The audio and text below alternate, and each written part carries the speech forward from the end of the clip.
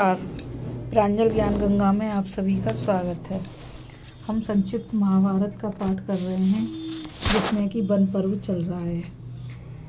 कल हमने कथा में शिष्टाचार के वर्णन की कथा को पढ़ा था। आज हम धर्म की सूक्ष्म गति और फल भोग में जीव की परतंत्रता की कथा को पढ़ेंगे। तो चलिए देखते हैं कि धर्म की सूक्ष्म गति क्या है और जीव उसमें परतंत्र कैसे है। मार्कंडेय जी कहते हैं, धर्म व्याध ने कौशिक ब्राह्मण से कहा, वृद्ध पुरुषों का कहना है कि धर्म के विषय में केवल वेद प्रमाण है। यह बात बिल्कुल ठीक है, तो भी धर्म की गति बड़ी सूक्ष्म है। उसके अनेकों भेद, अनेकों शाखाएं हैं।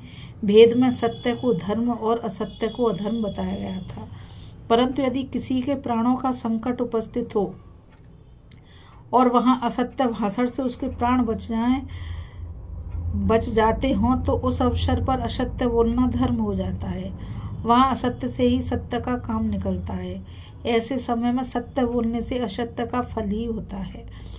इससे यह निष्कर्ष निकलता है कि जिससे परिणाम प्राणियों का अत्यंत हित होता हो वह ऊपर से असत्य दिखने पर भी वास्तव में सत्य है। इसके विपरीत जिससे किसी का अहित होता हो, दूसरों के प्राण जाते हों, वह देखने में सत्य होने पर भी वास्तव में असत्य एवं अधर्म है। इस प्रकार विचार करके देखो तो धर्म की गति बड़ी सूक्ष्म दिखाई देती है। मनुष्य जो भी शुभ या अशुभ कर्म करता है उसका फल उसे अवश्य ही भोगना पड़ता है। यदि उसे बुरे कर्मों के फलस्वरूप प्रतिकूल दशा प्राप्त होती है, दुख आ पड़ते हैं और देवताओं की निंदा करता है, ईश्वर को कोसता है, परंतु अज्ञानवश अपने कर्मों के परिणाम पर उसका ध्यान नहीं जाता। मूर्ख, कपटी और चंचल चित्त वाला मनुष्य सदा ही सुख दुख के चक्कर में पड़ा रहता है। उसकी बुद्धि, सुंदर शिक्षा और पुरुषार्थ कोई भी उसे उस चक्कर से बचा नहीं सकते। यदि पुरुषार्थ का फल पराधीन न होता तो जिसकी जो इच्छा होती उसे ही प्राप्त कर लेता। परंतु देखा जाता है कि बड़े बड़े संयमी, कार्य कुशल और बुद्धिमान मनुष्य भी अपना काम करते करते थक जाते हैं, तो भी उन्हें इच्छा अनुसार फल नहीं मिलता। तथा दूसरा मनुष्य जो जीवों की हिंसा करता है और सदा लोगों को ठगता ही रहता है, मौत से जिंदगी बिता रहा है, कोई बिना उद्योग के ही अपार संपत्ति का स्वामी हो जाता है और किसी को दिन भर काम करने पर मजदूरी भी नसीब नहीं होती।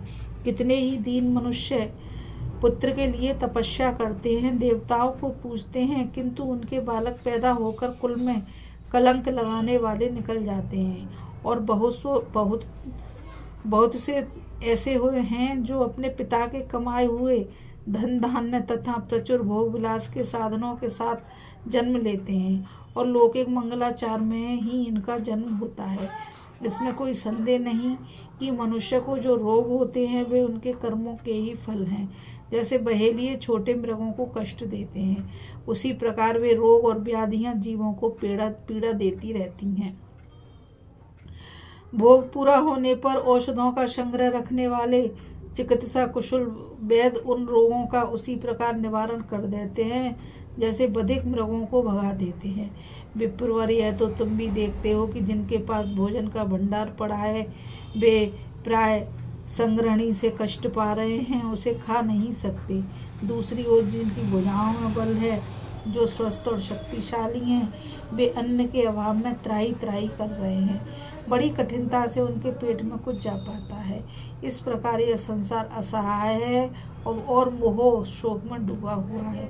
कर्मों के अत्यंत प्रबल प्रवाह में निरंतर उसकी आदि व्याध रूपी प्रचंड तरंगों के थपेड़े सह रहा है।